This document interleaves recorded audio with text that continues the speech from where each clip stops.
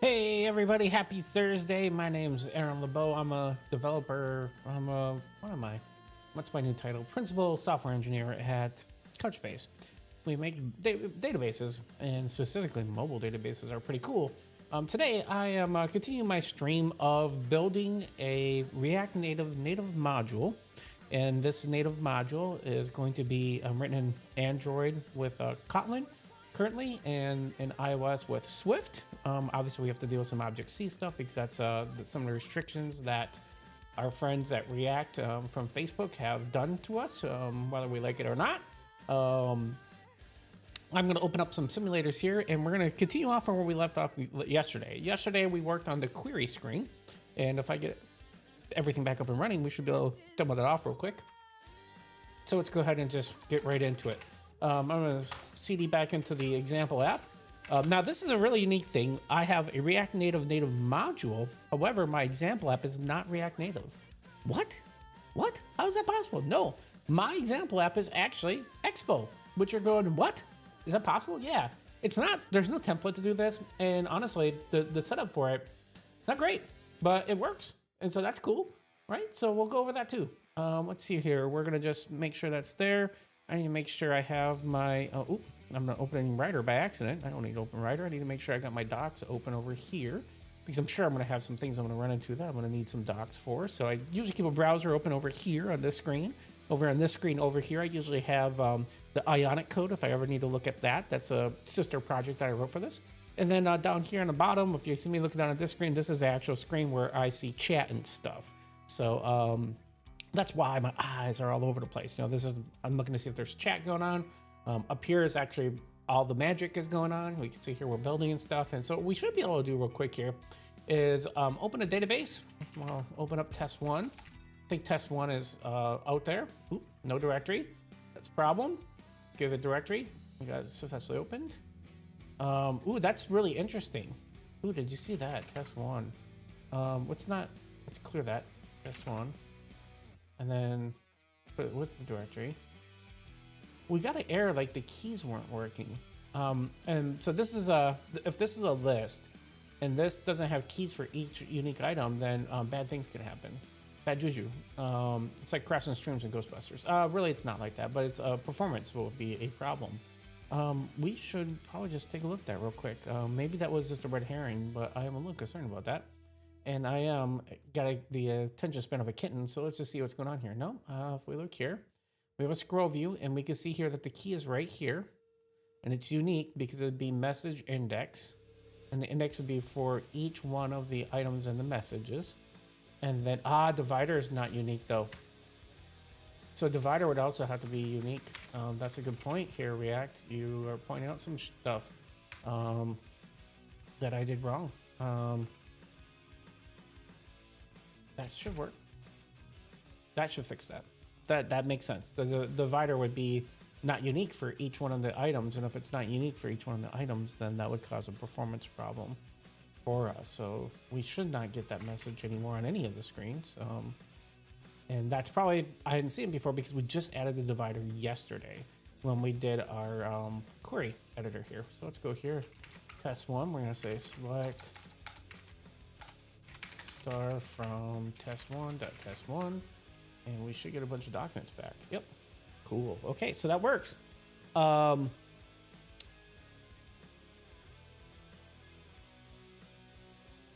we are seeing unique documents. We got a little divider here, so we know the difference.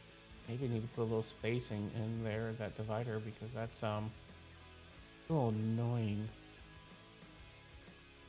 Yeah, we should probably put a little space in the top. We're saying the margin's 5. Just make that 10 maybe. See what happens with that. That's adding a little bit more space. It doesn't really look like it though, huh? Let's try 20 and see what happens. This is hot reload, so we should be able to see it live. And yeah, so 20 looks a little bit better for this data, especially where you know, we want to have some space in there. Now the only problem is that this looks like it's not enough, but I think we can maybe get away with 16 on top and 16 on bottom for results. I think the combination of those two will probably make this look solid. Yeah, that looks better. That looks more like cards. We had a clear separation line. They're equal separations. That's decent enough. Oh, you know, we're not here trying to do, hey, Pioneer Bridge. What's going on today? Today, continuing on what I was working on before, React Native module development. So we're going to write some native module stuff. It's going to be in Swift. We're using Expo for our example app, and we're just going through and trying to continue on the work of getting our native module working. So the native module is a module that allows you to talk to Couchbase Lite, which is a mobile database platform. And so what this is going to allow you to do is if you're a JavaScript developer using React Native, you can talk to Couchbase Lite and build databases, and all your screens can be looking at data from a database, a mobile database.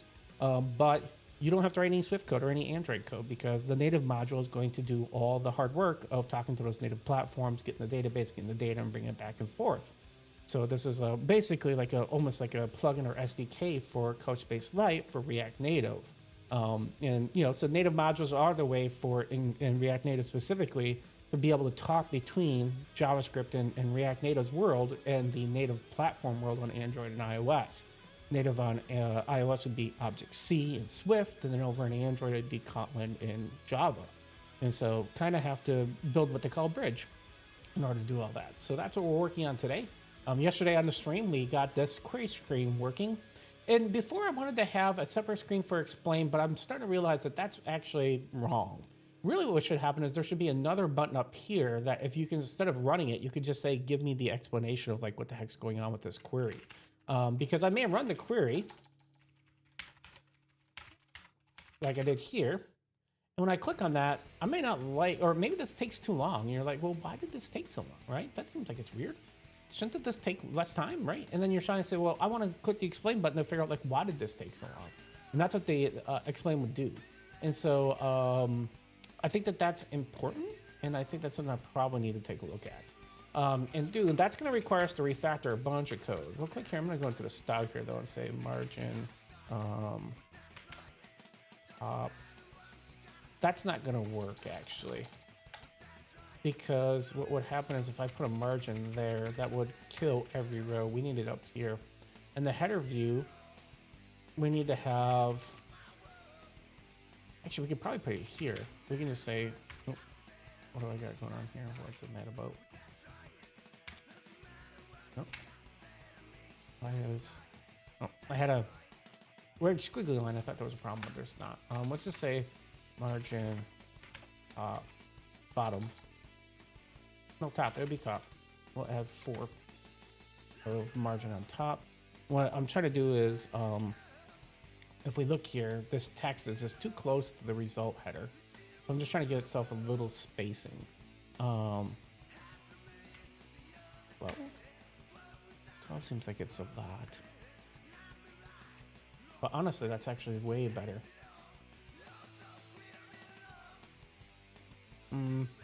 Now you can tell. Yeah, that's not what I was looking for. Go back to 4. I think that's probably enough. I need to stop nitpicking this UI and say that's good enough. Yeah, that's good enough. That's 2. All right. So we don't care about result view right now. So now we have to take a look at, if we're going to do this, we're going to have to rebuild a bunch of crap. Because in order to do that, we are taking advantage of the fact that really the CBL database action container is doing all the hard work for us, right? But the problem is if we had another button that we wanted to do an explain on, right? That would mean that we'd have to have another button for that, which means this component wouldn't work for us anymore because this component has no idea how to build another button. So we'd have to build a custom one of these that would basically do almost the same thing this thing does, but add additional functionality, right? Now the problem is that we can't just wrap this because this has like a bunch of components in it. So if we take a look at database action container, you'll see that it's just made of a bunch of different components also. So it's made of this database action form, right? And it's also made of this database list view. So the unfortunate thing is that it's not as simple as just saying, hey, look, I want to reuse this thing because I need to tear apart this. This can't use action form anymore to have to use a different form because we need to be able to have multiple buttons up there. So I think what we need to do is build a new custom for query. CBL query, database query action container. And then we'll take a look at how can we take this action container we have today and maybe just use it as a template to get started. But really, we're gonna have to tear this thing apart because we're probably gonna have to take the header.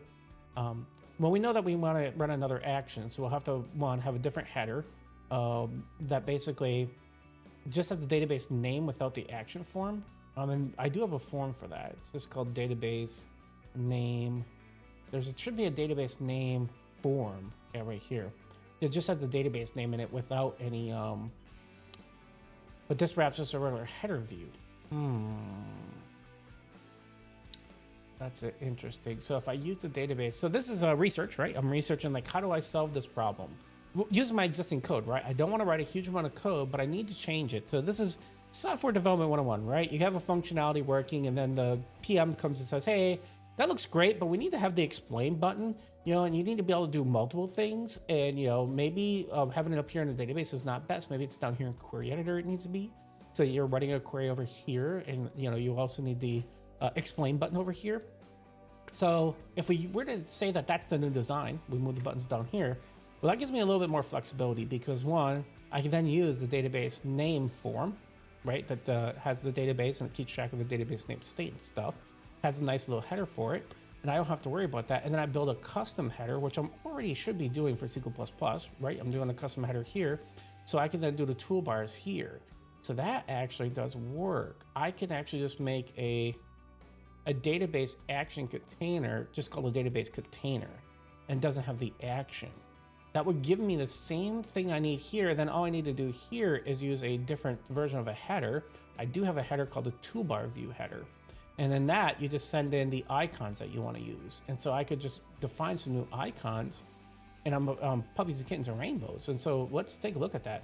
So the very first thing we need to do is make those icons, right? Well, I happen to know that we know that the database name action form itself should, if we find a database name action form, and the reason why it's action is here. So here's the icons for it, right? So let's start with that we're gonna grab these and bring those into our SQL++ project here, our SQL++ page, because we're gonna need icons ourselves, right? And so the secret is that the icons describe a method. And so we're gonna say that that method is update.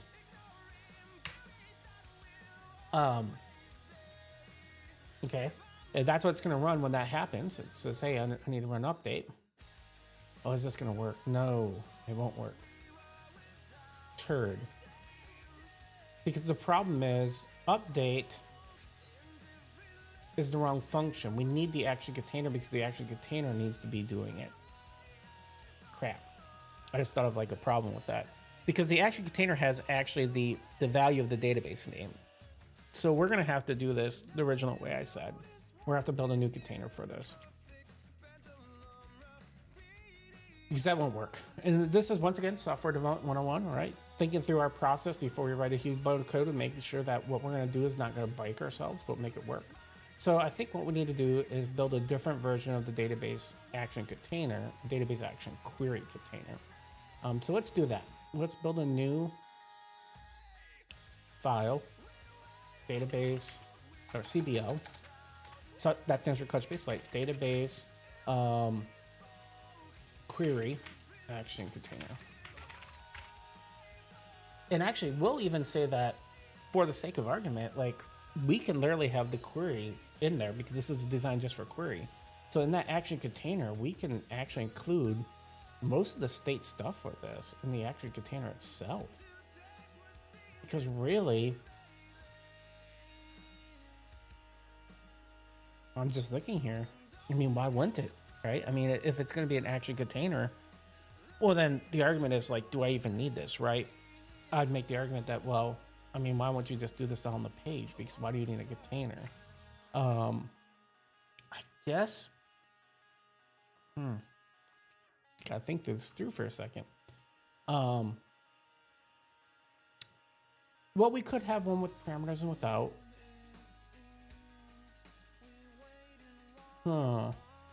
Should I do that?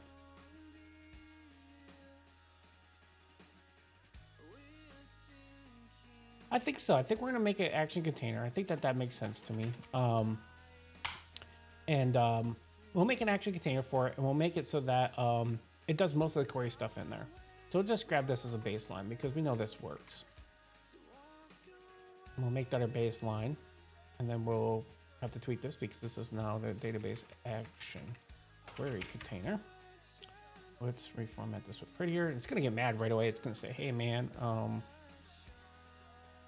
well, you are doing a bunch of crap here that's already been done some other place, right? Why are you doing this?" So let's take a look here. So we need a new thing. We're gonna have in state we're gonna manage the query. So we're gonna add in query here.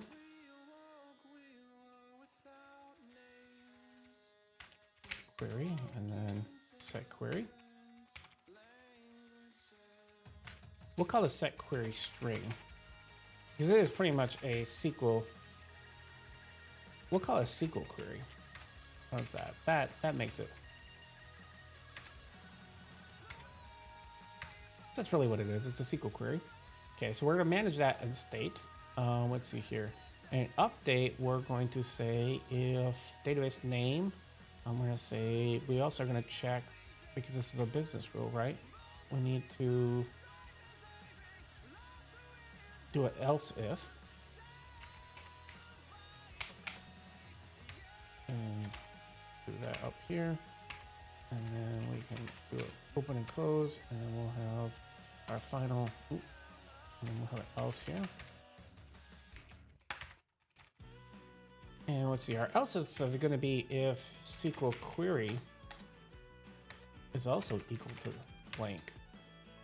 But we need a separate message to tell them. We need to tell them, hey, you know, the SQL query SQL query is required, right? And we're gonna do some form validation to validate, hey, you know, you gotta fill some information in for us to be good. Why didn't you make this a repeatable complete? I see you're doing coding is, seeing to do coding is calm. Why didn't you make this into a repeatable complete component so that you can modify it accordingly? I'm not sure how to answer that, to tell you the truth. A repeatable component. I'm not sure what you mean by a repeatable component. I mean, technically speaking, this takes children in, right? So you can take children in, and by theory, you could just basically embed this into however you want. But really, I need to tear apart this whole entire thing. This isn't really a component that's going to work for me. The core concepts of what it is there, but the actual rendering of it's going to be totally different. The only thing that'll be similar is the state management. But even that really should be different because we're going to have a query string in here, right?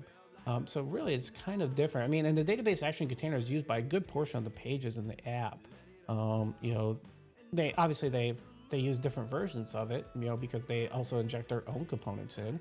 So if we were to go into the document editor, for example, this is a very much more complicated form that uses that component, but also injects in a bunch of other components into it, and stuff like that. So I mean, we are reusing it quite a bit, but I think it's following a scope for what we want here. We have a very unique situation where we need to have multiple buttons.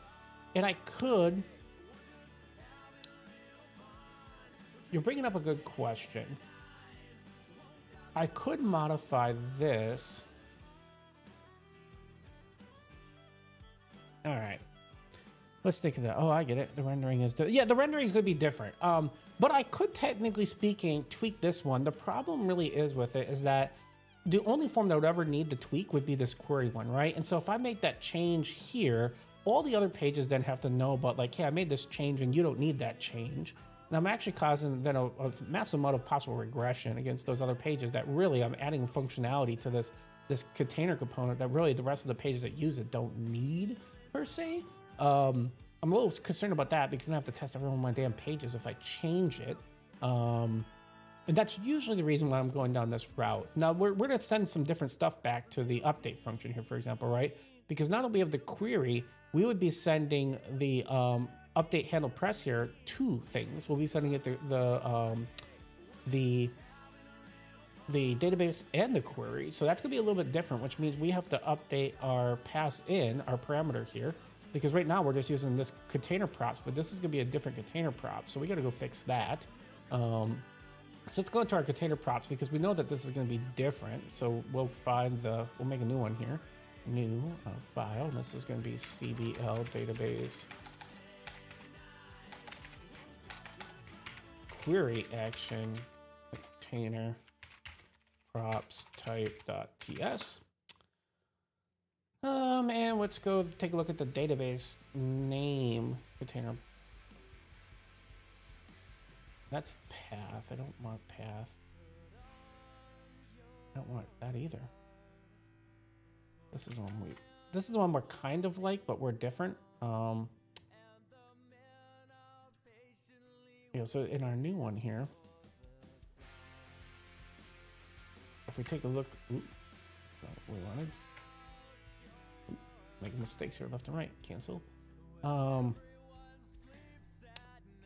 let's see here. What was I doing here? Lost my train of thought for a second. All right. Here's our props that we currently hand in, right? And pressed. Well, that can't be right. That's definitely not right because handle update pressed. Let's go find CVO types. It's this one. Yeah, this makes more sense. Okay. I'm not feeling so stupid. This would be database query. Because handle press needs to take two things, and it also needs to take a query string in. Okay, string. And we'll probably have to change a couple other things here, but we'll just start with the core basics of this to get ourselves started. And then we'll grocery shop as we need to here. So let's get rid of this thing. We don't need this anymore. We don't need this anymore. Let's just keep what we need open. And this would be query container props. And that means our definition up here will have to be query. Query here. Because we're gonna have to pass the query from state in so that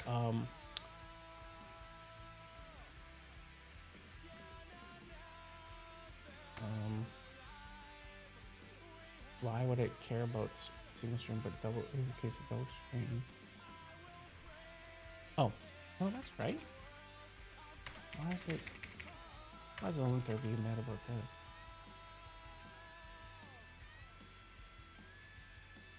Not find module. CBL database query container.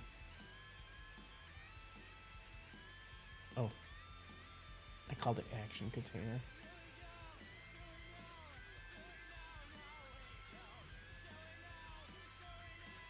Is that what the form's called? CBL database action container. What's the new container I just made? CBL database query action container. CBL database. Wait, where is this file at? Components. Database action. Database name. Is my ID broken? Or did I put it in the wrong place?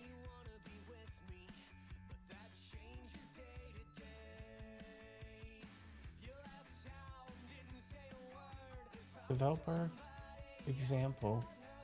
It's in the root for some reason. Yeah, this is in the wrong root. Be up here in components. That happened. Factor that. Okay. Now I feel better about that. Query. Sure.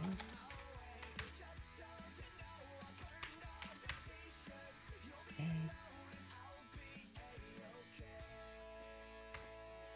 There we go. Okay. That's there, and this would be this. Boy,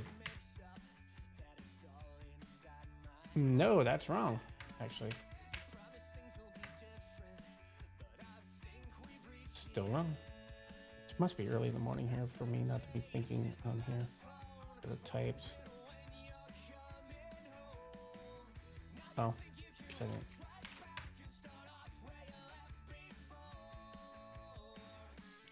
There it goes. And this is wrong. This should be, this is a JetBrains problem. Even though I have this defined as a package, it finds it on disk, and it tries to basically use the one it finds on disk instead, which is just stupid. More of a JetBrains problem, like I said. And so the handle update press will be different now, because now we have to pass it in. This should be mad, and it's cool. So we have to pass in both the query. What is it called? I called this state SQL query. So we have to pass this in instead. That'll let it run it. It will inject in the parameters and anything else we need to add to it, because we'll have a form that does parameters. And so now we've got that updated. Now we need to go through the tedious task of fixing a couple other things. So one, database name action form ain't gonna work anymore, because we want to change this out to be the action we are going to take care of, but then we'd have to take care of database name. And we don't currently, oh, we do take care of database name here. Okay, so we take care of the state there, so that's not a really big deal if we did that. So we could actually say we're going to use, instead of action form, there should be just a database name form. Let's double check and make sure that it does exist. Database name. Let's go to our components list here. There should be a database name form. Yep, right here. So what we're going to do is say database name form. Instead, we're going to take out the handle update, and that should continue to work. Let's see what's going on here. Oh, yeah, we got to change our import because we were importing the old one, so that makes sense. We'll get rid of action form. Move this up a little bit. Our components here. Keep that clean. I'd like to have my components at the top. Let's see here. So that is going to get us there. But now if we re-render, oh, actually, let's go do this. Let's say that we're going to use this instead, and we can start seeing what it looks like. Query.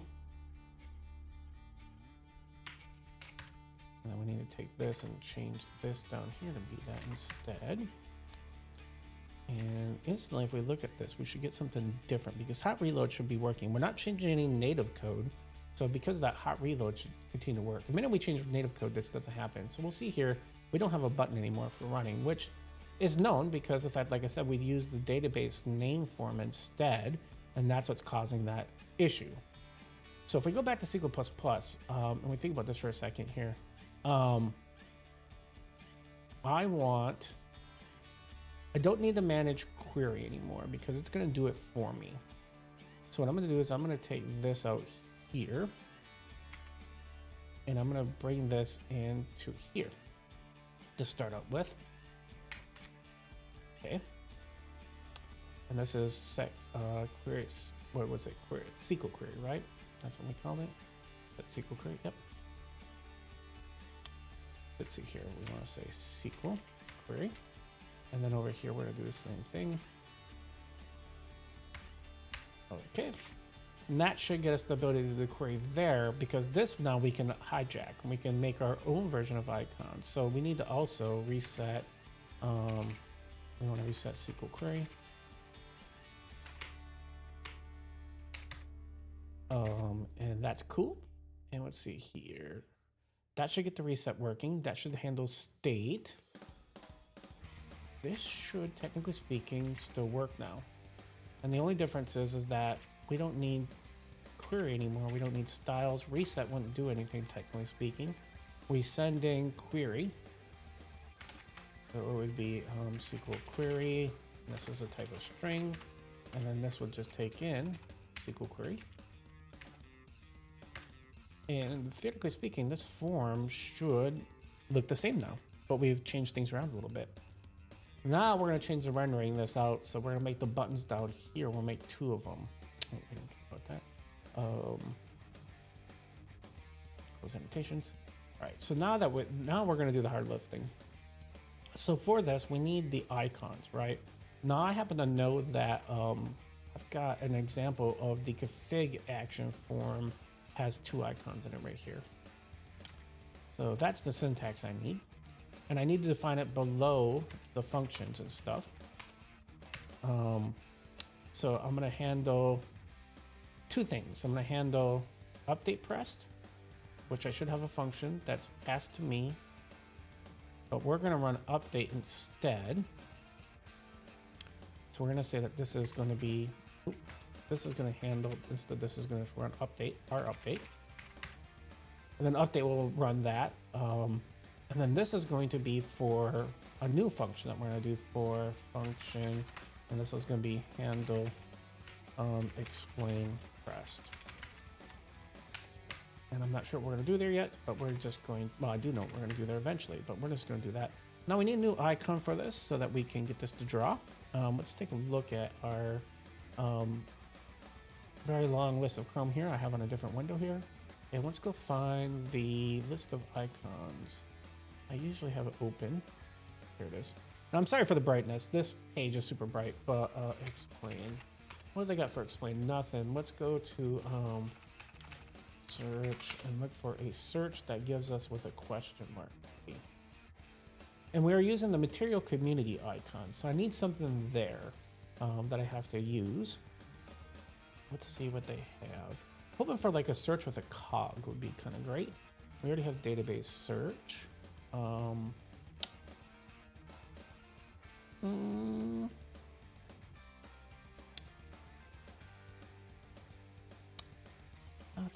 these are really getting my...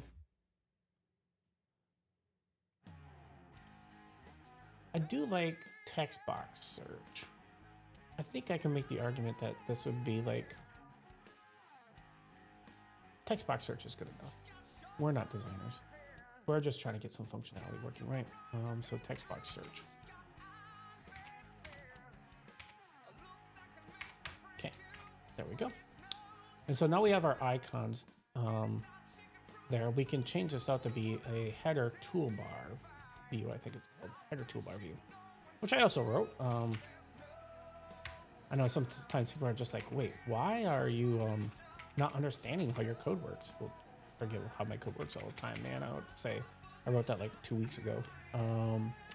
So let's first of all update our import. So then now we need to give it the icons. And that's going to be equal to icons, right? Got those defined already. And then we do have to give it an icon for it to use in the query. And that was in our original code that I just deleted by accident. What was it called?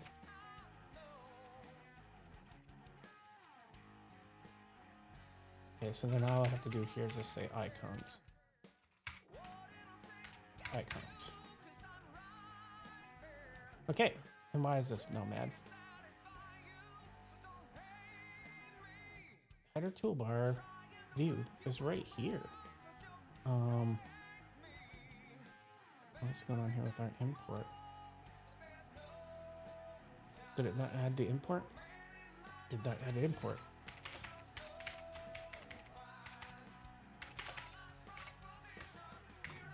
That should fix that. And we're halfway there. This should now get the UI to be what I wanted it to be, which is if we go to query, there's our second button. And click and nothing happens. If we do the first, this should continue to work.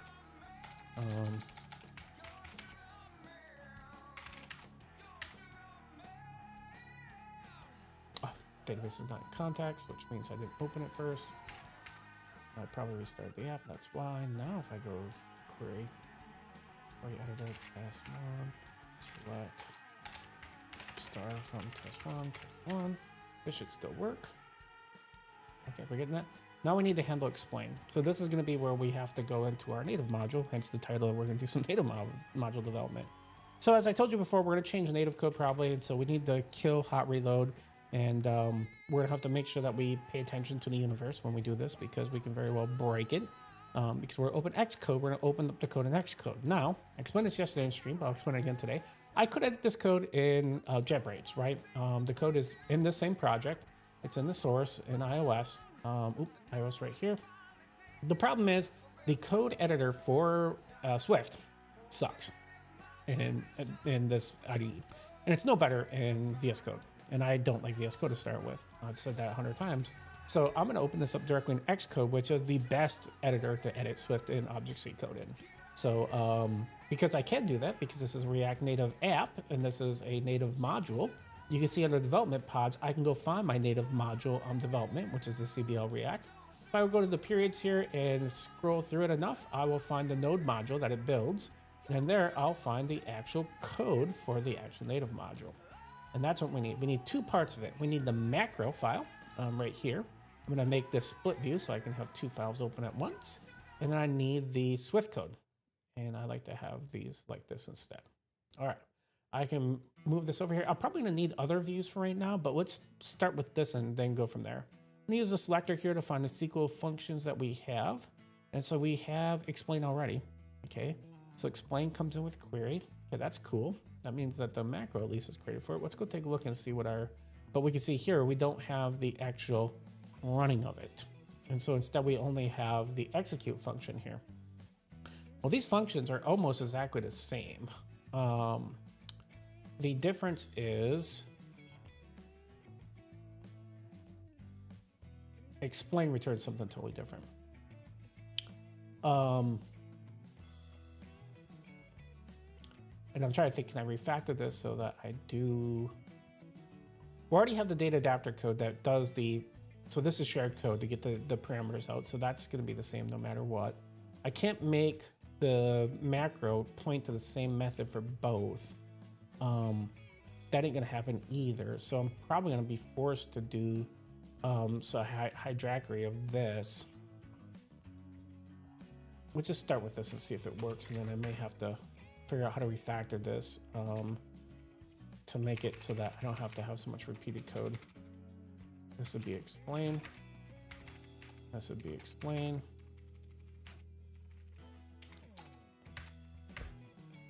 And like I said here, ooh, I don't know why that flash happened, but database name is here. So this is the shared code to pull that parameter out. This is the shared code to pull out parameter. So that's actually shared code between everything. Results is here, but the results are going to be different. So we need to do explain. And this would be explain, query explain. We need the ladder though.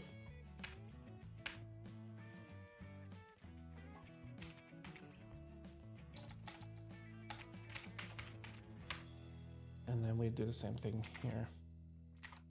The problem, I don't know why it keeps doing that. The data results is different in explain. I remember I fought this quite a bit in Ionic, and I don't remember what I fought.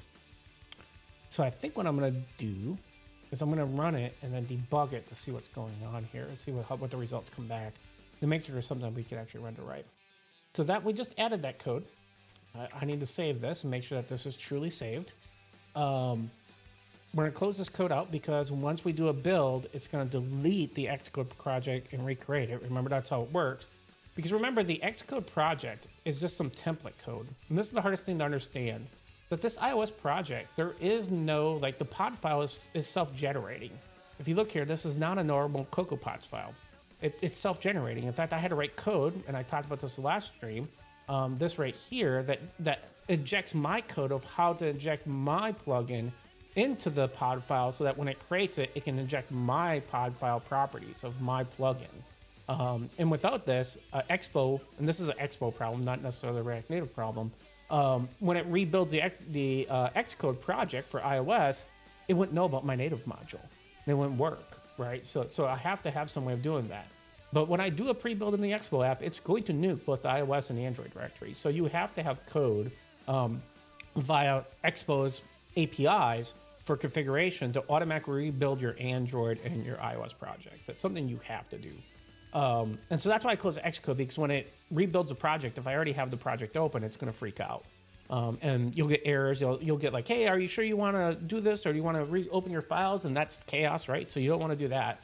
So if you're using Expo for your example app and you're building a React Native module, you have to remember you can keep Xcode open up to the point you do what we call a pre-build. If you do a pre-build, that's going to nuke that project. And if you do a clean especially, which I'm going to do to guarantee the bits get there, then it's going to really turn ugly on you, and you have to have it closed. Learn from Aaron's mistakes. That's what I'd say. So here's our actual bridge. We talked about this yesterday on the stream. This is the bridge between JavaScript and Swift. So we're going to go in here and find the query explain and see what it does. And so right now, yesterday's bug was we forgot to implement the explain function or the execute function, right? So we're going to do the same thing here. This is almost the same thing because it's a bridge, right? So see here, the only difference is this is going to be explain. But my problem is I'm pretty sure the results do not come back like this. And I'm pretty sure this definition is wrong. And I'm going to have to fix that. I'm 95% convinced of that. But we'll find out. We need to do some debugging to figure that out. And I knew that this was going to be the tricky part of this whole query feature. So let's stick with it. So what we need to do to start debugging this is we need to come back, npm run build. This will call Bob the Builder out. And so if you like Bob the Builder, he is the React Native builder right here, Bob the Builder. I did not make him up. That's Facebook. Good job, Facebook. That's pretty humorous. And then now that Bob is built, we have to tell npm run, we want to do a pre-build clean. And what pre-build clean is going to do is delete the iOS directory, make sure that all the Swift code that we just changed natively is going to get repackaged up, re-put into the Swift app so everything continues to work. Now you could do a pre-build, and technically speaking, it should just grab the changes, but I have found that it caches that and sometimes doesn't, and that's why the clean command exists. And this is actually just running the expo command for clean. And so expo knows there's a caching problem sometimes, and that's why they provide the pre-build clean command, right? If this was a perfect world, then there would be no need for the expo pre-build clean command to exist, right? So I know some people say, well, why are you pre-build cleaning? That takes a lot of extra time. Are you really sure you need to do that? It's like, well, I agree with you, but most of the time you don't when you do a native module development. However, I do find when I change Swift code specifically that sometimes it gets cached and it doesn't show the code changes that I want. And the only way I do that then is doing a clean. And when I do a clean, for whatever reason, it works. Now remember, what the build does, what the expo, and what I probably need to do is show this in Xcode, and maybe this will make more sense to people. When you are pointing to the code, you're pointing to not the directory that the code lives in. You're pointing to the compiled, Bob the Builder builds an NPM package. And what that Expo example app is pointing to is that NPM package, not the root where your code is. And that's probably maybe the biggest confusion in all this is that people think that you're pointing, well, I just changed the source in the iOS directory. If you change it, it's a pointer to that directory. Why isn't this just working? Well, it's not pointing to that particular file. It's pointing to the build version of the file that is in the module. But yeah, and clean slate is good. The problem is this takes like a minute, and it sucks when it takes a minute because you're super excited. You just want to run the damn app and see what's going on, and then you're like, well, now I have to wait for a minute for this thing. The developer loop, if you have to do this a bunch a day, it kind of sucks, right? But it's unfortunate that this is just, it's the pain points where you're doing native modules development specifically, and you're using Expos for your example app. It's just how Expo works. You know, you have to remember Expo, especially Go, is a wrapper around your app. It's basically like another app inside your app. And so this is just how Expo works, and it's good. I'm here to tell you, Expo 1,000 times better than building React Native without it. If you're a developer and you're thinking about going down the React Native world, do not, I repeat, do not build your React Native app with just raw React Native. You will hate your life. I promise you, you will absolutely hate your life. If you use Expo, you have an actual chance of shipping the app and updating it. You can go and watch other streamers that talk about React Native.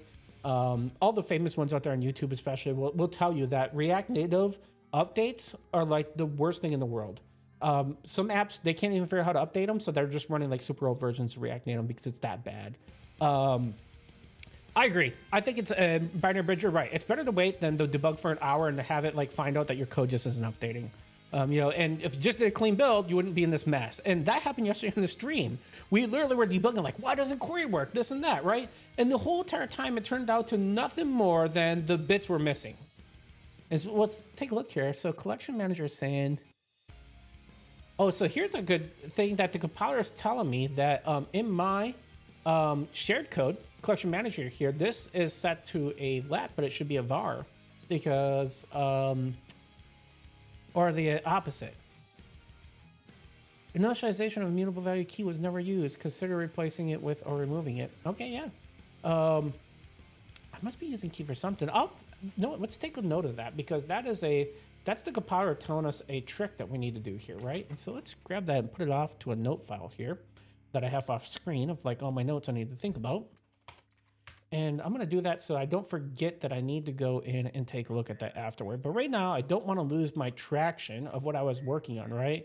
And this is something also that developers, when we're kittens, like, we see something, we're like, oh, we got to go look at that thing. And then you forgot what you were originally doing, and then you can't remember. Then you go back 2 hours later after you fix that bug, and then you're like, oh, wait, what was I even intending to do in the first place here? So always try to finish your train of thought before moving on to something else. So our database opened successfully here. That looks good. We are getting a message here. What are we getting a message about here? Each child in the list should have a unique key prop. We fixed this.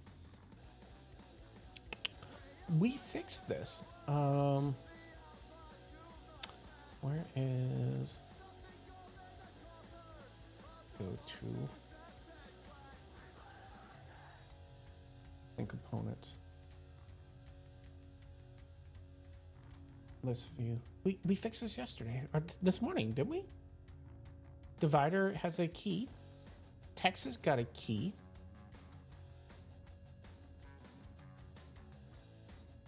And this is the list result view. That scares me to make me think that maybe we don't have the latest code on this. Because why wouldn't it not know that this has keys? This has a key, and this has a key. There's only ever one list result view, so scroll view does not need a key, nor should header. But these two are the two components that repeat. Now, the only other thing I can think of is that for some reason it's saying that message index is somehow repeating itself, but this is a map loop basically, so this should be a unique value for each value coming in. We may have to debug that afterward, but eye on the prize here. That's weird though, because that should not be happening. Like I said, the only way that's happening is if it doesn't have this code right here or this code right here. And these are both $signs, so this is string interpolation, which means that this will generate the string to be unique. That's right. Interesting. So we're gonna go over to query here and go to query explain, or go over to query editor here. Test one. Select star from test1.test1. So now we know if we hit the test one. Whoa, it's getting confused. Like, what? Okay, I typed it wrong. That's fine. And we see here I could just clear the results here by hitting that. But oh,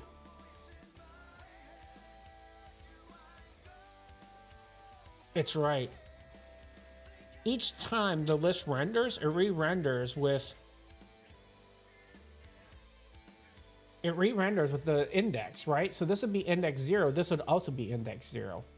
Because the fact we don't clear the list when there's a result, technically speaking, these would be the same value and the keys would be the same. Oh shoot, it's right. So the only way to do that then is we'd have to make the index unique per run. We don't want the message because I'd make the bloatware, right, in memory. We could hash out like the date time to make a unique key. And if we hashed it out once only, then that would probably be enough to make it unique without having to take a huge performance on rendering the results. Or we'd have to clear the results every time. The problem then is you wouldn't see history, right? You would if we run and we clear the results first, this would get deleted, then index would always be unique. But the problem is if you wanted to look backwards to see like what you've done through a period of time, you won't be able to see that. I find that kind of annoying. I like history. I think our fix for this, I'm gonna have to, now that I know what's going on there, I think we're gonna have to hash out the date time. That's the quickest way to do this. Random number generation is expensive in React Native. I don't think a rando is gonna work. I think it's actually faster probably to get the date time and then just hash that, use that as a hash for the index. I really do think that. But we are here not to solve that problem, although that's a problem we do need to take care of here. We are here to go through and do some shake your love. Thank you, W. Gibson from the 80s. We're going to go to the device and shake, and this is going to bring up the Expo. So remember, and this is what I was talking about here. What happens is your app is just inside of another app called the Expo app, okay? And what happens is all your JavaScript code gets uplifted into this app, and then this app runs that code for you. So there's a wrapper around your app when you use Expo that's doing it. Now, because of that, the Expo, you can do the shake, and if you have a debug build, it will bring up this management interface that you can use to go through, do things like toggling performance. I showed yesterday where you can do the elements inspector, and you can, today what we want to do is we definitely want to open the JavaScript debugger. And the JavaScript debugger is going to give us the ability to see what's going on, but we're going to be able to go to source and see all of our JavaScript source. Now, it is a little slow when it gets started up, and this is going to use Chrome, the Chrome debugger, right? So let's see if we can clear console history. Boy, is it slow today. I may have to reclose this and open it again. I don't know why it's being such a turd. Let's try this again. Device, shake. See if we can get a faster window this time. No, Chrome is just being bad today. Look at this. It's just like...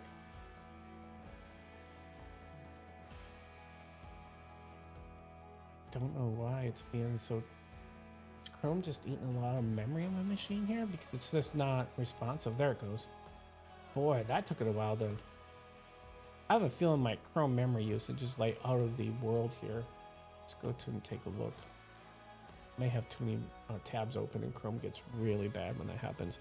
Even though my machine's got like 64 gig of RAM in it. Let's take a look here at Chrome. And we can search for Chrome.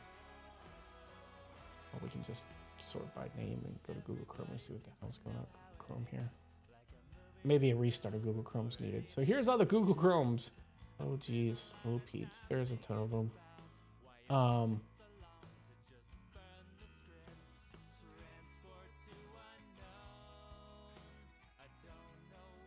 This is depressing, by the way. If you go look at your memory usage for your web browsers, you're going to be extremely depressed because Google Chrome is the eater of memory.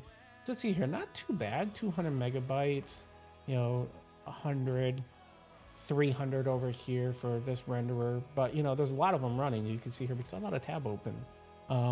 It's probably not helping things. I have so many tabs open. And that's probably why Chrome is getting the bad side of it. So let's see here. We want to be able to do is we want to put a breakpoint. So one, we know the code is running here because we can see here that this is it, right? So that's good. We want to put a breakpoint here. We want to see what happens when Swift returns some stuff back because we want to see what the resolve is, what that result object is. That's something that's important. We'll want to look at that. And this is the bridge code, right? So we're in the native object, and we can find this from going into here, and then we go into our Expo example. This will be the app itself code. This libcommon is the native module I wrote. So this is the npm package that we're bringing in, and that's where this native engine lives. And we could actually even look at the query object of the actual CB-Lite.js framework that I wrote. That's the shared code between the multiple JavaScript frameworks we have. And I could just go into explain here, and I could look at the data here also, right? So this will get, the engine's going to pass. The engine passes this result back to query here. And then we can take a look at the data to see what it is. So we want to put a breakpoint there because if we make it past here, this is async code. If we just wait for the promise to get resolved, sometimes the breakpoint doesn't fire. Sometimes if you do step over, it doesn't step over into the code you want. So by physically forcing a breakpoint here, you're almost guaranteed you could just hit continue and it's going to fire here. So the last thing we probably want to do is we probably want to debug this in Xcode. Because we want to see what native land's doing. Because if native land's doing it wrong, we don't even want to continue on with this charade. You know, it'd be a waste of time, right? Because if it's broken there, JavaScript's going to just freak out and be bad, and then we'll have to do it a second time. I don't want to do this a second time. I just want to do it one time. So let's take a look at this and see what we want to do here. So we're going to go into data, the query code that we have here, explain, and we're just going to get after the result. So if we look here, if we put a breakpoint here, we'll see the results of what's coming back. So this is on the native side. So when you're building native modules in React Native, you can debug both the JavaScript side in Chrome, and you can debug your native code in either Xcode, which is native platform for iOS, or Android Studio if you're writing Kotlin or Java code for Android, which is really kind of cool. So we need to make sure that our simulator is set to the simulator we're running on. Now out of the box, iOS always defaults to this iPhone 15 Pro. We need the 15 Pro Max because that's what our simulator of the current code is running on right here is this Max, okay? So what we're going to do is we're going to make sure it's set to that, and then we're going to do what we did yesterday on the stream and the previous streams prior to that. We're going to go to debug, attach the process, and attach to the Expo app that's already running. Since our code is that same code, and our code knows the symbols, Xcode's going to look at the app and say, wait a minute, this app was generated symbols based on this code base here, which means I know about this, and because of that, I can attach this process because I have the symbols that you can use to debug. Because it is the same, you know, what happens is Expo just takes the Xcode project and builds it from the command line. So that's the reason why you can even debug this, because the source code is the same code that Expo built in React Native, which is really kind of cool. So now that we have this, and we know it's running because we can see here running example on a 15 Pro Max, we can do that query and see what happens. Now there's one more thing I want to do since we are debugging. I didn't do this yesterday, but I should probably do this today. Now we're getting into the weeds of it, is that in Color Lite specifically, there's an ability to turn debugging on, and we want to turn all debugging on at debug level, and we want to do it for the database. And by doing that, if there's some weird thing going on, we'll see it in the debug statements. So we're going to do select star from test1.test1. And so if we run this, this should work. And we should be able to see a bunch of debug statements here. So you'll see here, this is our debug statement, and it's showing us our query ran and what happened, and it shows us the results coming back, and then we can even see that that's what's going on with the database. That's pretty badass cool, right? But we don't see the results in here, which means one of our breakpoints is firing, and I don't know which one. It must be over in Chrome land? Where is the Chrome debug window at? Oh no. I lost the Chrome debug window. There it is.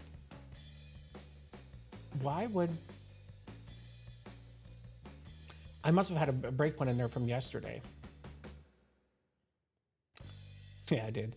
That's what's going on. I have breakpoints I set yesterday, and so Chrome remembered those breakpoints, and that's why it's not completing. Let's continue. Nope, let's continue. Thank you. Thank you.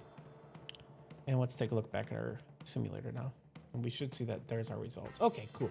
And we know our breakpoints are also working because we just got them by accident. So now what we want to do is hit the explain button. And nothing happened.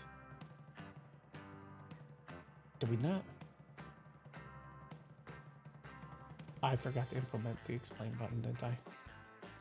You're all laughing at me. You're right. Pretty sure I forgot to implement the explain button. Oh boy. Let's take a look here. Handle explain express, and nothing happens. That's why nothing happened. I forgot to implement it. Well, that's poop on me. All right, let's see here. So we need to, I'm actually doing this wrong. We should basically pass the buck on to the person up here because we'll have a form that we currently have today, but we'll have another form that does parameters. And so because of that, if we don't pass the buck like we do here, we're going to run into a problem. So we basically need this same code here. Okay. We need this entire code here. Almost the same code. We could probably...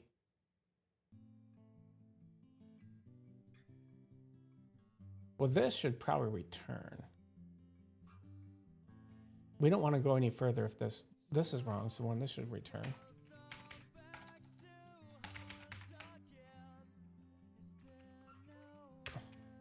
Or just return. And this also should return.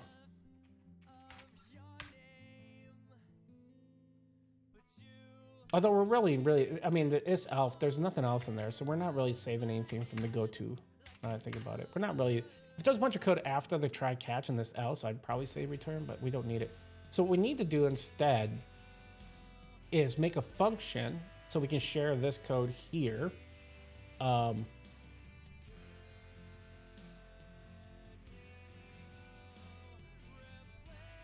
Yeah, so we don't want to copy paste this entire code because that's bad habit, right, of software development. So what we probably want to do is refactor this data check code into a separate private function. So we'll say here we're going to do a private function data check form validation, and we'll pass a true or false there. So this will be returning a boolean.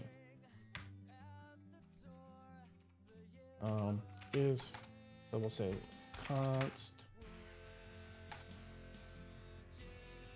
let is valid equal true, return is valid. This man, why is this just a prettier thing? Probably just a prettier thing. It is. All right, cool. Doesn't need to be async, right? And so now what we're going to do is we're going to do this. I'm going to cut all this out. And I'm going to say is valid false, else if is valid equals false. And then we're going to return as valid. So now we can say if it's valid. Oh, no. If form validated. We should rename this is form valid.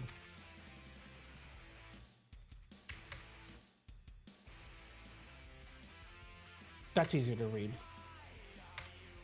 Is form valid? So if the form is valid, then we're going to go through and do this work. Now, I feel more comfortable with that because we're at least saving some code here of reusing code, right? Because we know that we're going to need this in our other function here. Now, some of this other things, I don't think we're really going to save a huge amount of code here. So we're going to grab this update.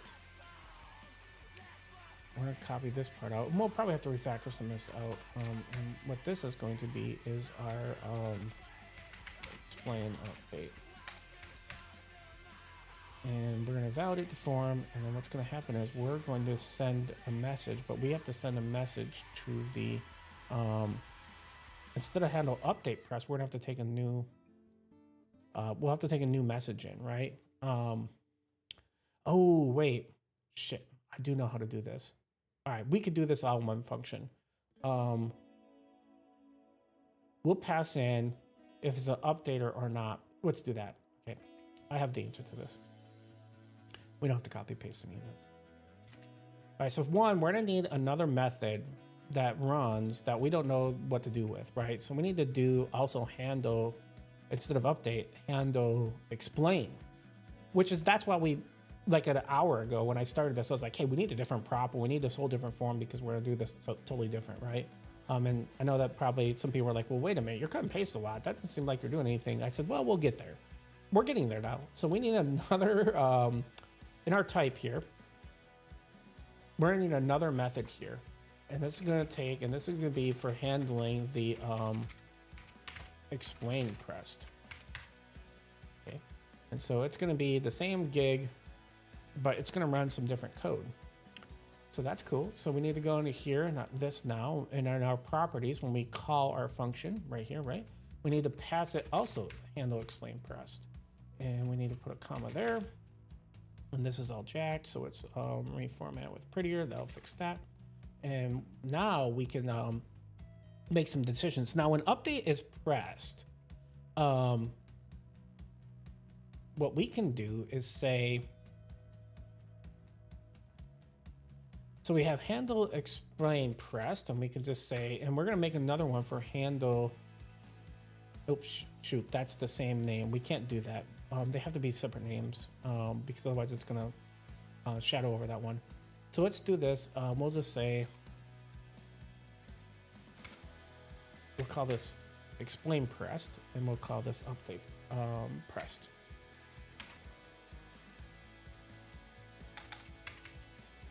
And you'll see where I'm cooking with gas here in a second. Okay, and so this would be explain pressed. And we'll get to why that is. And this would not be update. This would be update pressed. Because what's going to happen is update, we're just going to send it in. Is this explained? Is explained Boolean? Okay. And then we'll say, this is going to say update true. True. It's going to say update false. We'll fix this a bit prettier.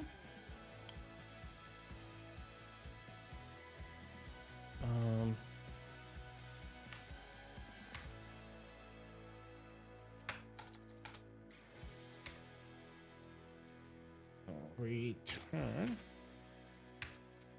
If I can spell right today. All right, so we're going to return that. And so now all we have to do is say if. So first we're going to say we have to make let result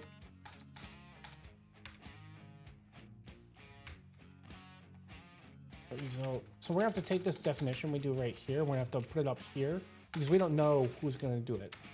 So we're going to do that instead. And then we're going to say if is explained. And then we're going to say else. You'll see what I'm cooking at. You'll see what I'm getting at here in a second.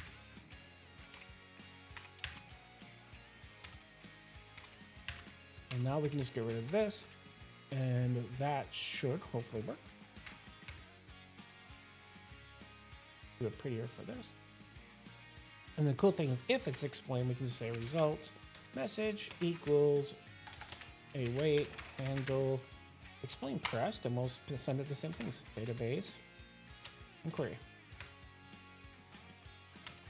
There's cool. And now by doing this, we basically made it so that we didn't have to cut and paste any code. We've got some code reuse going on here. We've got these manager functions that are sitting here just figuring out which button was pressed, and then they send the information in. And that to me is the best way to handle this. I prefer breakpoints. I absolutely hate console debugging. I find it a complete waste of time. It's code that I have to then hide because like most companies don't want you writing to the console for security reasons. So then I have to go through and wrap it around is debug and this and that. Breakpoints are 1,000 times better. I can see the entire stack and heap. I see what's in memory. I can very quickly look and see what's going on. And I may see other things that a console debug statement won't tell me. If I look at the stack and heap and I'm looking at what's in memory and I go, wait a minute, I'm looking at that. Why is that in memory? Well, that may show me a defect. I didn't even know I had it. Where with the console debug, you're only going to get what you put into it. With the breakpointer, you're seeing everything. And you may, like I said, I've so many times ran into something where I'm like, whoa, wait a minute, I'm looking at that call stack. That's not right. Why am I getting that value in this variable I wasn't even looking at? And that may lead me down to, oh, I have another defect I didn't even know about, or this defect's more complicated than I thought. And that's why the breakpoint is always going to win for me. It's going to give you a true representation of what's in memory, and that's a state of your application. And most of the time, you're trying to debug to figure out what the heck the state of the app is in. Why is it in this state when I don't think it should be? So those are all good reasons why learning how to debug with breakpoints and stuff is the right answer, in my opinion. I do know a lot of senior and even principal engineers that just use debug log console statements. I always try to convince them that there's a better world out there, though, and that is the breakpoint. So let's see here. So this is not fixed, though. We've got code here. We've got code reuse. This is all great. But if we think about it for a second, we need to update our page code because our page code has no idea that this component now requires some new things in it. And that's not good, right? So we need to go back to our query page here. And our query page is going to see it's complaining. It's like, hey, where the heck is this thing that runs, right? I don't know what to do here. So we're going to have to, unfortunately, copy this one because this will be different, but we're going to do this, call this explain. And it's going to do the same thing, but it's going to do a bunch of different stuff in a second here. Handle, explain. Okay. And then now this is wrong because what should happen is, what am I doing date here? Oh, so you could see like the date of the item so that you knew if the query was ran, the results, if they were of previous or new. Well, so this is the difference though, is we need to now import, well, no, we don't need these things anymore. Let's get rid of all those gray things. We need to make another function that runs the explain. So let's go to our services folder here, where we've got all of our service, and we only have an execute here. We're gonna make a new one called explain. And explain looks a lot like execute. We'll make this a template of what to get started with, but the difference is going to be this is explain. Takes in the same parameters, and the only difference is it's going to create a query, but it's going to run the explain.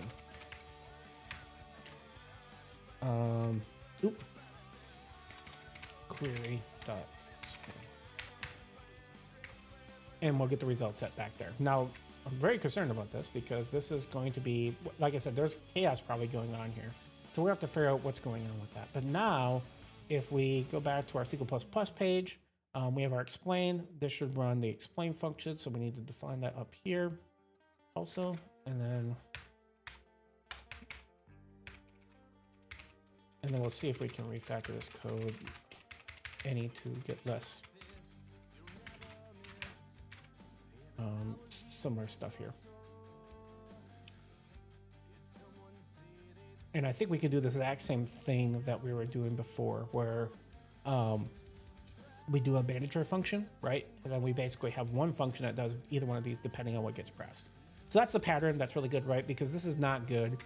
Copying this like this is bad because most of the code is exactly the same. So the same pattern we did in the previous one we do again, right? So we say function explain, and then we are going to return. We'll call this one like run query, and then we'll say here we'll add another thing that is explain. Okay, and then we'll just say run query, and then we'll just say true. And then we need another one. So this will, let's prettify this. No, run query takes 4 arguments. Oh wait, what's the 4th argument? Parameter. No, it doesn't know anything about parameters. Why is it?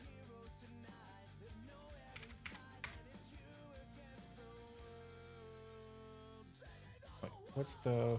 Oh, it's database thing query. Oh, my bad. Get the order right. Oh, okay, Aaron. All right, now we need one for update. So we're gonna say function update, and this is the same thing as this one, except for we said send it false. I know that looks like I cut and pasted. I did, but really, we're trying to get to a point where we're not doing a bunch of methods that look exactly the same, right? So we have explain and update. So now this needs to be explain, update. Those are all good. Reset. That's good. And then this will run query with false. And now the only difference here is that when we do our result, we're going to say, again, we have to do let result. We can say var result set. Actually, I think the results are going to be different. I'm just looking at do it. Can we just define a var of results type result set equal to undefined? What's going on here? Oh, it's saying it's not being used yet. So then now I can just say, but now I can say if is explain results equals this, otherwise this. But we are doing something wrong here. If is explain. I think these are in the wrong order. It requires a secret query the parameter in the database. No, that's right.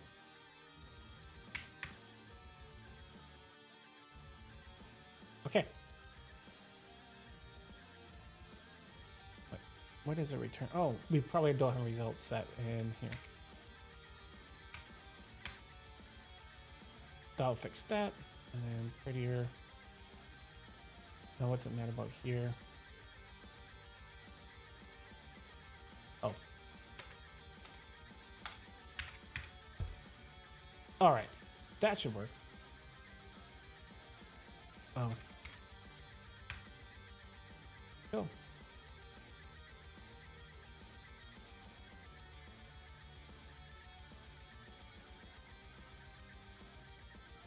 Explain says it only takes 2 arguments instead of 3. No, it takes 3. Explain takes query, parameters, and database. Oh, shoot. Are these the same name? They are the same name. Shoot. Ah!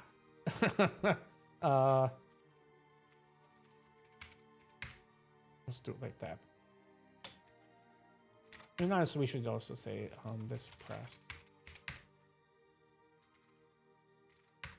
Okay.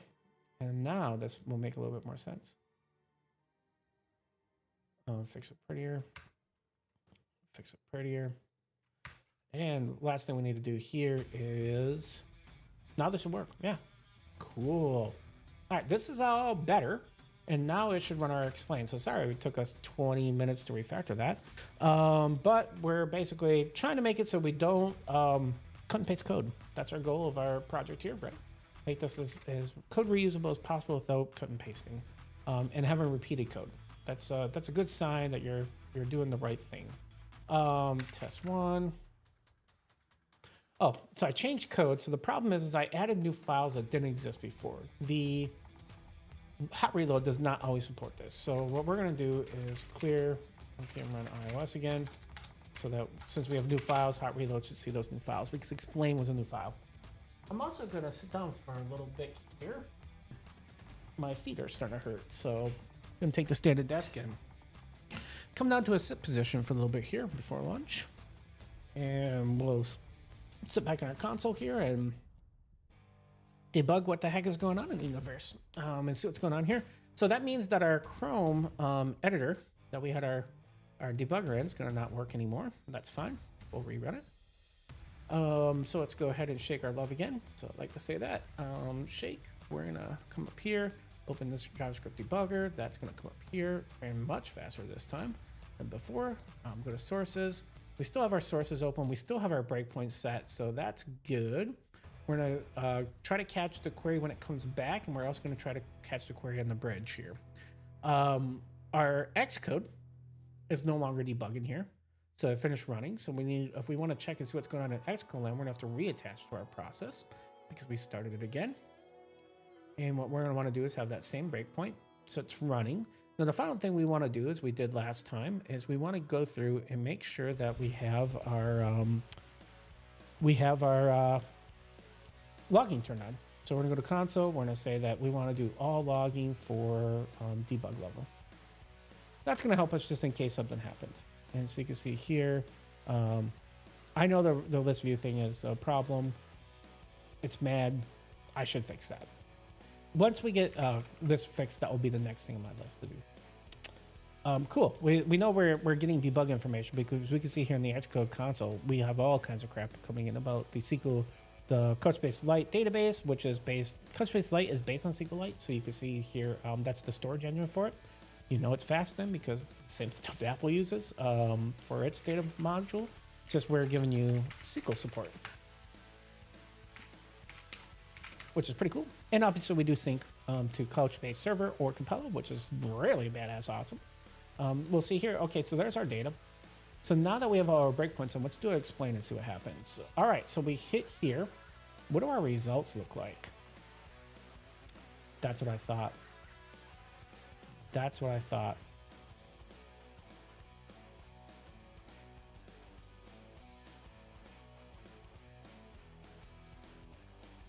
It's a string. And see, the problem is we think it's a result set. And that's a problem because it's not a result set. It's just a string that comes back. So this is what I was thinking. I remember there was a defect put in when I did Ionic, and I never got around to it because I got pulled to do work on the React stuff. So I'm not going to even continue on. This breakpoint tells me everything I need to know of where my problem is and that my memory was correct. I'm going to close Xcode because I'm going to have to do some change of code again here, changing of the arms. And close that too because we're going to have to go through and fix this now. So this is going to require a little bit more brain surgery than expected because I had to change our framework, that the bridge framework, okay? I told you before the bridge framework is kind of complicated. So it's a native. So how does this work in the repo? You're going to get a crash course in Git now. Oh boy. Let's get the repo. Sorry, I'm not touching the microphone. I'm looking for the web browser that has the repo over here so I can explain this. Here's our repo for it. Hit refresh. Means we get the latest. We're going to look into source here to see that CBLite.js, this doesn't look right. Why is this? What is this? This is a Git submodule. This is shared code between multiple projects. And so what ends up happening is that React Native is pointing to a very specific branch of CBLite.js. And that is a separate repo that is shared code between multiple projects we have, okay? Now that means this is the head pointer to it. I'm gonna have to make a new branch for CBLite to patch CBLite to fix this particular bug because this is a bug in CBLite and in the native bridge. So because of that, we have to know ahead of time that we need to go into CBLite and fix it. So we're gonna go get out of here, go into source, CBLite.js. We're gonna find out we're in the main branch there right now. We can't. So we're gonna have to git pull. Okay, we wanna, you can do git fetch, I guess. It does the same thing, right? So, okay, I made sure I have the latest of everything, and now I'm gonna have to change branches. So git checkout - branch, and we're gonna do the same branch name as I have for the rest of the stuff so I can keep everything straight. Git status. Okay, we're cool. Git head. Git, what is it, list head? What the heck's the, and, git. I can't remember what the git command. Show ref. And head. There we go. Okay. So here's the head pointer. You can see the head pointer right now is the same as main because nothing's changed, right? Okay, good. Okay, cool. And if you don't understand Git, this is just the database, Git database. You have to keep track of head because the submodule uses the head pointer. And that's how it works. So now that we did that, we can make changes and we don't have to worry about polluting the main branch because we'll do this in a separate branch. So in CBLite, we're going to have to go into the query object to start out with, right? Because what query is going to get back is not a result set. It's going to be just a string. And I have to think about it. Was it an array of strings? And now I don't remember. Turd. Oh man, I don't remember if it was a string or an array of strings. It should be a string, I think. No, it'd be an array of strings because it's going to come back. Well, no, it's come back as a dictionary. It's not going to come back as a result set, which is this is our problem here, right? And it's not going to be JSON. It's going to just be a string, so we don't need a JSON parse it either. That's going to break it, right? I honestly don't remember what that was. I should have did a screenshot of it. Crapola. We're going to have to rerun everything again, aren't we? We are. All right. If it wasn't for mistakes, I wouldn't do anything all day, right? Let's run it again. Get the definite answer of what we need to do. Is it a string or an array of strings? We don't want to do this twice, right? I mean, that's what it comes down to. So let's fix this once and for all. Bring this up. Go back to Xcode while this is coming up and attach ourselves to the debugger so we can see what the data type is coming back as. And then we can make a decision from there how we're going to handle this. Breakpoint. And this is in explain. Perfect. Okay. We're going to look at this result and we want to see what the data coming back is for that. We don't even need the console debugger on anymore. So let's go and open our database. Click there. I know I gotta fix this results set thing. Boy, React's getting pissed about that. Let's see here, test one. Select star from test1.test1. Go to explain. Here we go. What is our result? It is a single string. A super ass long one, I believe. So here, if we go look at result, actually, right here, you'll see that it is a string. And this is our everything's in memory. And so you can see here, it's telling us right here that it is a string. If it was an array string, you would obviously have the brackets. So this tells us that this is cool. That's a string. So that's what we're going to accept back as a string. So that's the answer to our question, our deepest, darkest question was, is it a string or is it multiple strings? We can close this out and now go back and change our framework codes. This is explains going to come back with a string. And then we're just going to return this. And query data is going to give us a string, and then we're going to return that back. So now the problem is we have to change native engine, but to change native engine, to explain this, is an interface, okay? And the interface has a concrete implementation of I at core engine. So in order to change this, technically speaking, we have to change the definition inside of the shared code library. And this is going to be a break and change for Ionic, which means I'm going to have to go backwards and fix Ionic as part of this because Ionic is busted. And I kind of knew that. That's why I said I needed to debug this, because I was pretty sure I remembered this was a bug that was put in that we never found time to go fix and before we got moved over to this project. So you can see here, this display needs to return back a string instead. Okay. So we're going to change it there, which means now we changed it in the interface. Now we can change it in the implementation. So we can go to structure here, go to query explain, and we got to go fix it here. So in here, the result back is not a result type, but it's a string. And we're going to just pass their string into that. And this is going to be of type string. And this could keep the whole universe happy, believe it or not. That's all it took to fix the data type there. Now,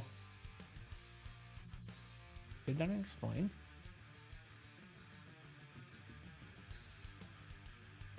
The property data done as a type of string.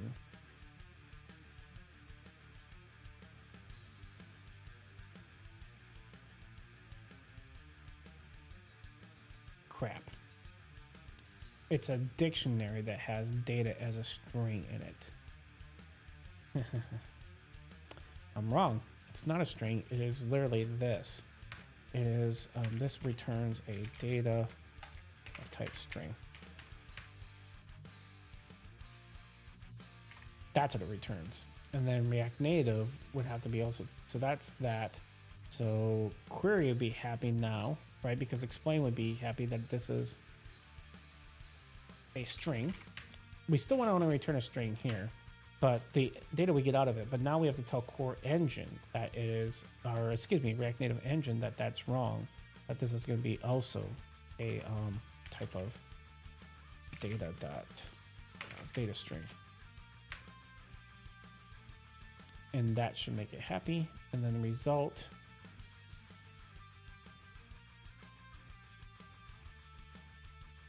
And why is it man here? Oh, because right here we have to say that this is data type string. And now make it happy. Okay. And I could make an object for this, but really, like, I can go make a type definition, but for one value, making a type definition, geez, that seems like a lot of work. For one property, no, I'm not going to do that. We can just define it here. If it was more than one property, I would make the argument, yeah, you should probably define that as a type def. Bring a type def in, but like I said, we're not trying to. I don't see the advantage to that in this world where we only have one property. Just pop it in like this, that's more than enough. All right, let's see here. So that should get us to the point where everything is updated minus our UI code, because now our UI code is going to expect something totally different coming back.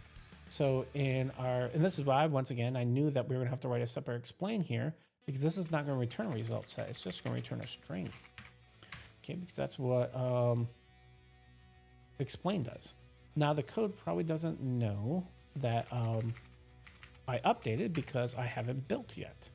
And so this should just be results. And this should be results. And that should be cool. And we'll have to go through and rebuild in order for to see that. But then whoever draws, we'll have to know this is just a single string. So who draws the results?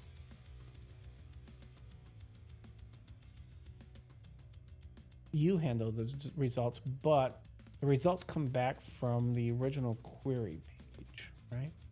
Right? Yeah, here. So this is gonna be different, right? So here's where we're gonna have to have it different, right? So we're gonna have to, let's put this up here. We don't need to have results defined up here anymore, because in execute,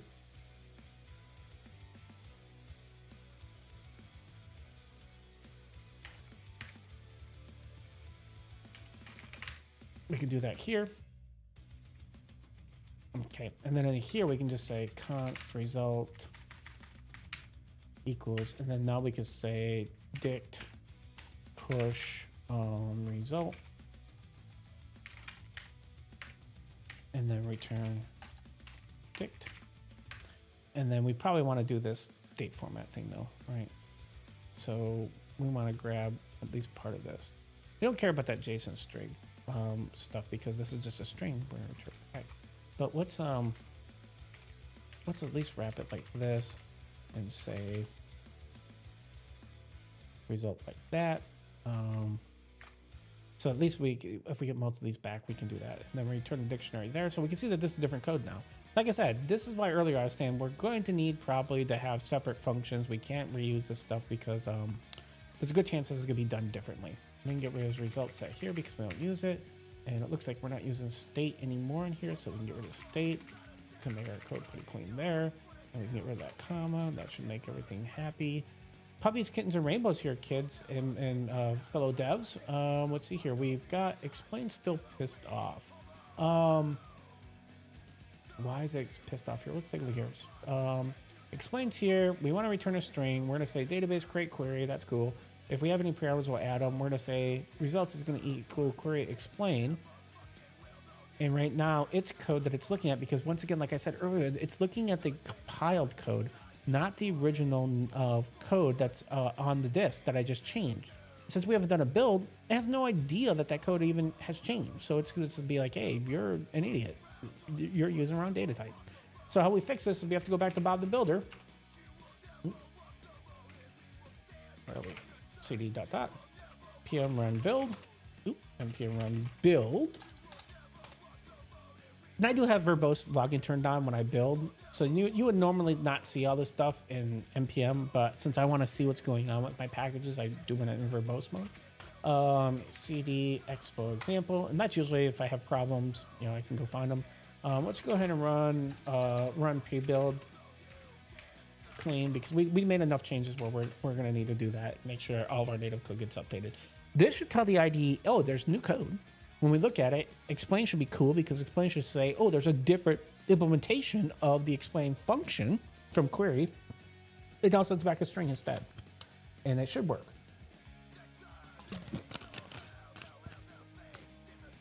And I think that will get us good, and that will make it where we have done the explain stuff. And then after that, I need to fix that result set problem, right? Where we're the result set, when we render that, we're rendering it without unique keys, and React's pissed off about that. And then once we fix that, technically speaking, I think it's a good time for a lunch break. And by then, my wife, I'm sure, going to be like, hey, when you don't want to go to lunch? And I can give her the answer back, the proper answer back.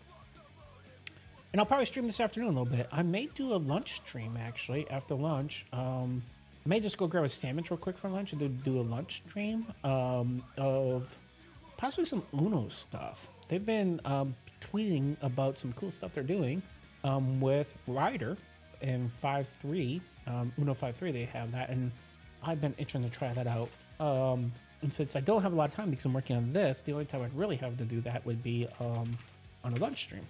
Because right now, all my free time at work and stuff has been spent really doing this React Native stuff. And even after work, I'm either doing D&D stuff, which I streamed yesterday, or I'm doing this.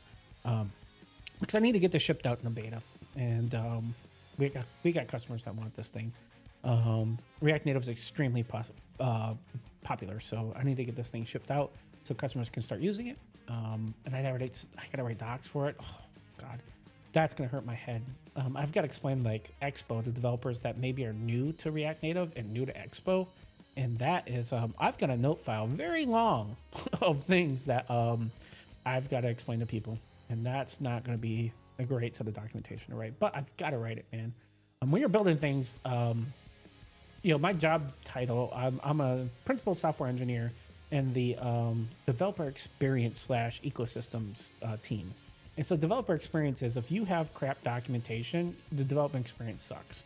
And you can't just assume developers know a bunch of stuff, right? You just don't know the skill set. Somebody's coming in to want to use your library. So you have to really kind of, you shouldn't have to explain like the platform to them, but you have to at least explain to them how to get started in a way that is friendly to new people. And if you're not doing that, you have a bad developer experience. I promise you. Now, I could be semi-confident about this, right? If I'm semi-confident about this, or some people would even say arrogant, I could just say, well, I don't even need to like put the debugger on because I'm confident this thing's just going to work. That's some arrogant confidence there. Am I willing to go down that road? Probably. Pretty sure this is going to fix it. So we're going to be arrogantly confident. Let's say from test1, and we're going to do explain and see what happens. And I got the word result. That means that my string interpolation is wrong because you see here the little bracket here, but not here. That means I got a typo. I can tell you that already. Just looking at the code. That's a typo. All right, let's take a look at our message here. What are we doing here with our lives? There it is. That's the typo. We need that in order for it to be happy. If you were thinking that and you saw my code and you didn't realize that you saw that and you're like, hey, Aaron, you forgot to do that. Brownie points to you. Still didn't need a debugger yet, though. Let's go ahead and clear. Test one. Select star from test1.test1. Okay, do it explain. There we are. Look at that crap. That is smoking awesome. So it's telling me, okay, I'm selecting. And so FL stands for Felice. So Felice results, we're going to go to the root. We're going to go to the body. And we're going to say, get us everything from KV. KV stands for key value. And then we're going to say there's a table called test1 because that's a scope and collection. And we're going to alias it to test1 because that's what it takes the collection name unless you do it alias yourself. You'll see here that it's doing a table scan. So it's going to do a document scan for all the documents because of the fact that we don't have an index on this. We didn't have anything in the where clause, right? And so it's going to do that. This is going to be a scan, which means this is expensive. This is not a fast query. You don't have any indexes. It will say from, and you're going to see here collection, test1, scope 1, what, and we're getting period, which means all the data. And that's what the star is doing here. So I can read this. I know, well, I'm a principal software engineer at Couchbase. I better know how the explain command works, and I better understand how to read what the heck's going on there, right? But for me, I know that if you're new to this, you're probably going, well, geez, that looks like it's super hard to read. This is the format of SQLite, it turns out. And so this is what the SQLite spits back. And so SQLite is the storage engine I was telling you of Couchbase Lite. So because of that, the good news is that if you learn what the syntax means, if you're doing any kind of SQLite development, it works the same way. But this scan here is telling me that if I have a bunch of data, this is an absolutely scan against the storage engine. And like I said, that's the most inexpensive way the most expensive way of doing a query. Now, there's a couple reasons why it's doing that. It's because one, I don't have a where clause. I need to put a where clause in if I want to try to possibly hit an index. But more importantly, I don't have the index code written yet. So there's no indexing in this. So because if we go to index and we go to collection here and go to index API and I say create index, it's a blank page. I haven't written a code to do indexes. So that's what I'm going to have to do next. I'm going to have to get indexes working so that we can validate our query stuff here. This page is also wrong. This is supposed to be parameters. So I need to fix that also. But more importantly, we have that darn screen where it's saying that if I do this, the results are saying that the keys are not unique. So we've got several things we need to fix. So one, we've got a victory. We got a victory that explains now working. The goal we set to do like an hour and a half ago, we've got done, and the feature's working. We could technically speak and ship this feature. That works, right? We probably need to write the test against it and make sure that that works. That's a different problem. But let's go back to result list view before lunch and see if we can fix this real quick. So one, in our function here, we're probably going to need a const date equals new date to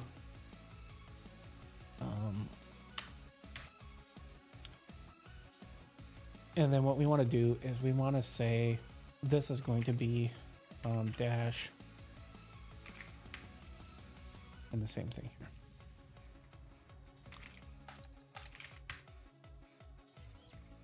The theory would be is that if we do ISO string, that should come down to the millisecond. And if we do an ISO string on that, then this value would be unique enough, and it's not a huge date value. We could do a UUID in there, but then the problem with the UUID is it's expensive in React Native specifically because it calls the randomizer, and the randomizer is different than in DOM, React DOM, which most people don't know. In fact, the two functions for doing UUIDs are based on the random functions that are in there. Now I have a different solution for that. There's a true TypeScript implementation but it's not fast. Nowhere near as fast as it probably could be. DOM has the unfair advantage of the browsers doing the work for you, right? In React Web. But it's a normal problem. It's a known problem, and I could implement my own in native land, but then I have to take the async call of doing that, and that's going to delay my results printing. What I'm getting at is the small amount of chunk of memory I'm doing here is not worth the argument of getting this thing to be unique to not re-render when we need it. So that should fix it, honestly. So if we go back here, did I close the Expo app? Let's see here. No, Expo's still running here. Okay, cool. Cool. Let's try this again. Test one. Boom. Okay. No error messages. Go back to query here. Do it one more time. Test one.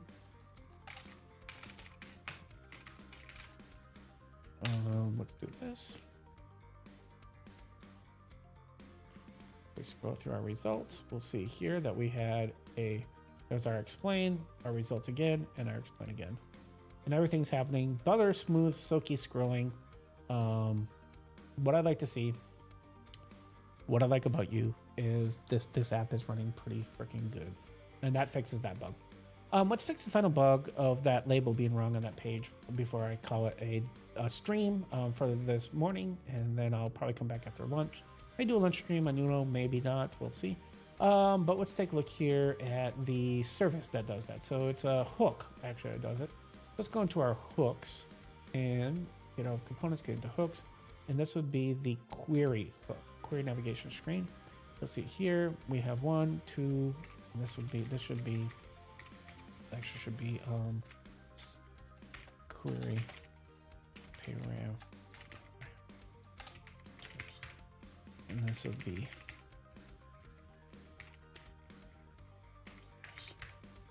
okay. Copy that name and then go into app, query, rename. Okay, there we go. And we save that. And if we go back to our app again, we go to query parameters. Perfect. So query editor will give us the ability to explain and stuff. That's cool. Query parameters I'll have to tackle another day.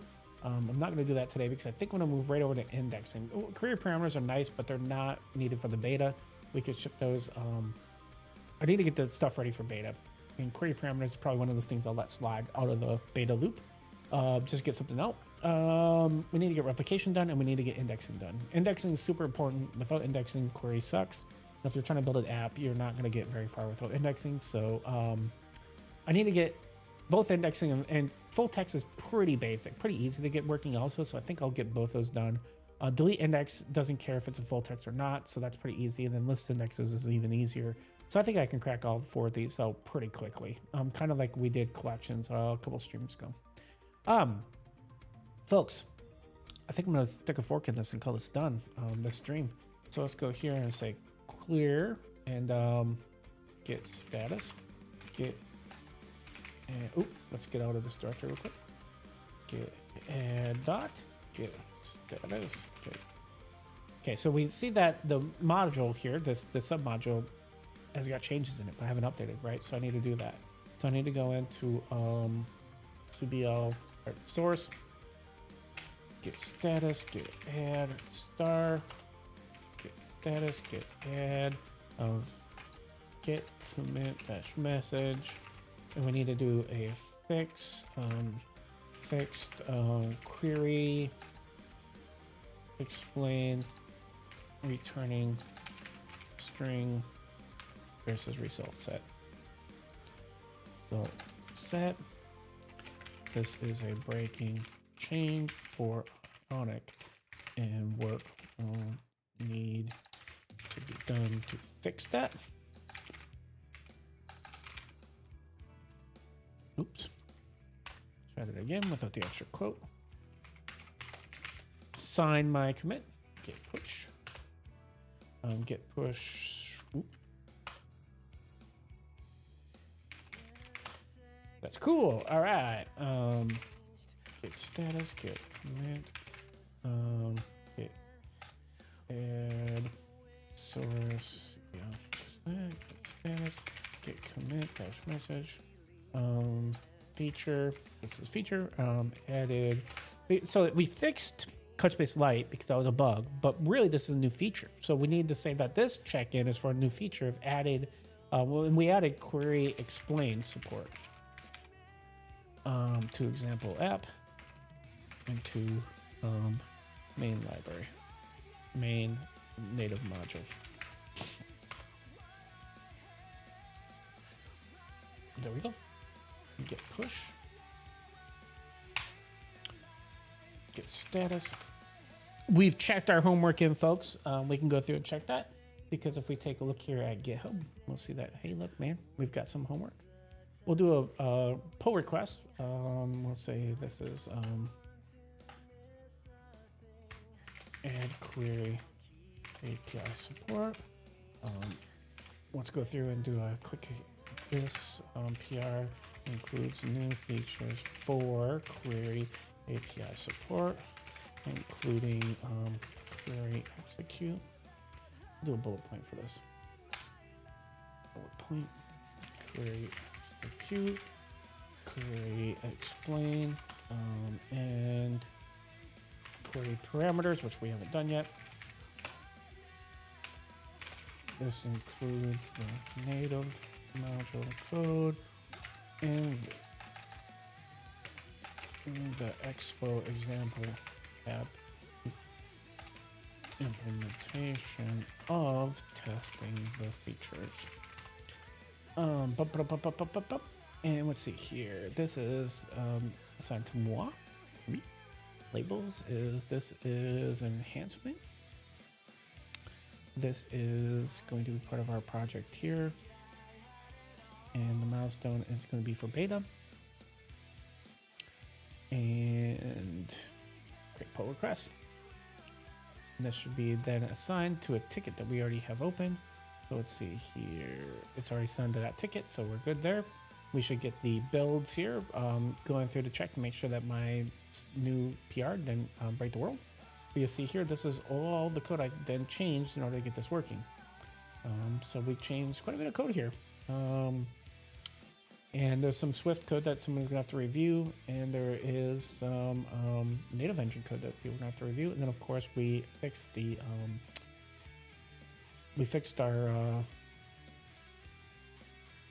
our shared library code, CBLite.js. So that's also something somebody's gonna have to review.